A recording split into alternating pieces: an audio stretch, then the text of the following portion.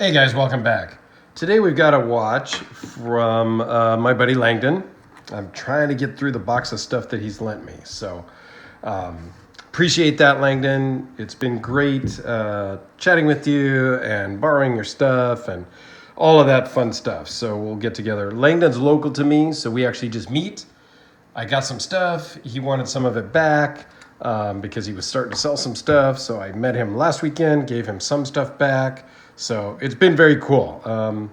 Hopefully we'll actually be able to hang out soon rather than just meet in the parking lot, exchange some stuff and go. So anyway, let's dive into this deep blue of his. This is the deep blue Daynight 65 T-100. That just rolls right off the tongue, doesn't it? So it is a diver, and as you can tell, I like big watches. Much like I like my big knives, I am a fan of big dive watches. So this is not a small one either. So it's a 45 mil case size. The lug to lug is really, at the lugs is 53, but the center link kind of pushes out. So the lug kind of ends here and the center link pushes out. So I really measure that as 59 from the edge to the edge, with this steel bracelet. Nice signed crown.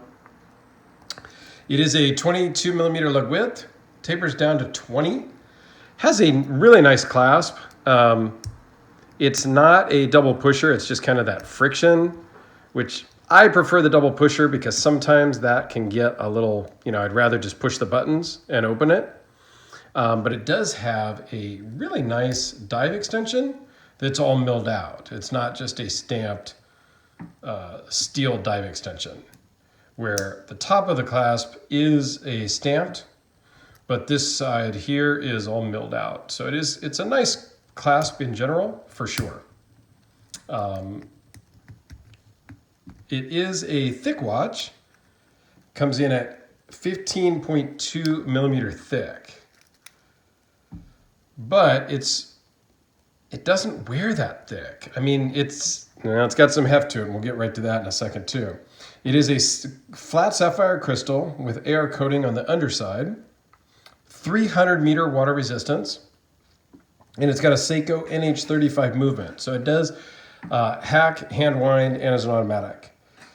It weighs in at 7.5 ounces with the bracelet sized for my 7.25. It just so happened to fit. So it's 7.5 ounces or 212 grams. So let me give you a quick wrist shot so you can see how it wears. It is definitely got some heft to it.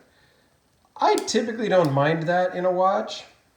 This is just a hair tight. I would actually, for me, I would just loosen one micro adjust because it has 4 micro adjust. It's a nice bracelet because it has some half links and full links. So you can really get that adjustment in nice. But this does wear really well, even being a big watch. Has a 120 click unidirectional bezel, which lines up pretty good, but it feels great. Pretty good action, sounds pretty good. And it's got a really killer dial. So let's zoom in on the dial. It's got kind of a wave pattern, which is really cool as the light hits it.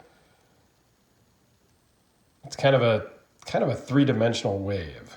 So I really like the dial. And it's got, so the T-100 and the Daynight 65 these are tritium tubes. So you can kind of see on the second hand, right there at the end, and on the minute and hour hands, you can see the tubes also going around the indices. So the hour markers are blue, the minute markers are orange. It's orange on the hands. I believe it's a double orange on the 12 o'clock, and there's an orange tube at the pip on the bezel. So when we do turn off the lights, you may not see it very well because it doesn't show up on camera super bright. The tritium your eyes need to adjust. It's not like Lume on a more traditional watch. It does work. Your eyes just kind of need to adjust to the night, and then you can see it, and it's really legible. There is some information on the case back. Talks about the model number, sapphire crystal, the water resist, some of that stuff. But I'll give you a quick size comparison. So I pulled out another 45 millimeter watch of my own, and this is the Helsing Shark Diver 45. So it's roughly the same size that way. This one is a much thicker watch, and it is a little heavier. I don't remember. I didn't weigh it just now. But this one's this is 19 millimeters, just a hair under 19 millimeter thick. Now this is a 2000 meter watch. So it has like a 4 millimeter crystal. And then the big dome cap on the back. And then here it is next to a standard SKX style 42 millimeter size. Just to kind of give you a size comparison. This was one built by my buddy Random Rob as a custom modded build. So let me try to shut off the lights and see if we can see any of the tritium or not. I'm not sure how well it's going to show up. Yeah, there's a little bit there. I think the camera might have adjusted out of it, but you can kind of see it. It does show up much better to the naked eye, for sure. But once your eyes adjust, it's super legible in person. I just don't think the camera is going to do a good job at it. The camera's just adjusting too much to the light. So I think, yeah, it's just not going to show up on camera very well. So that's why I didn't bring out the Lume Monsters and all of the other stuff, because I knew that the, let's see if I can get it to focus back now. There we go.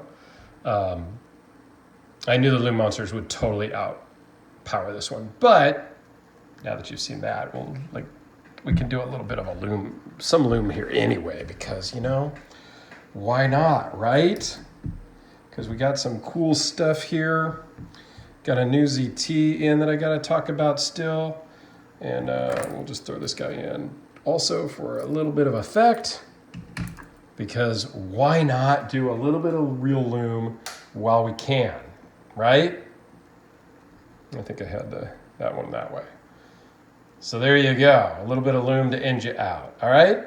So thanks for watching, guys. I really like this deep blue watch.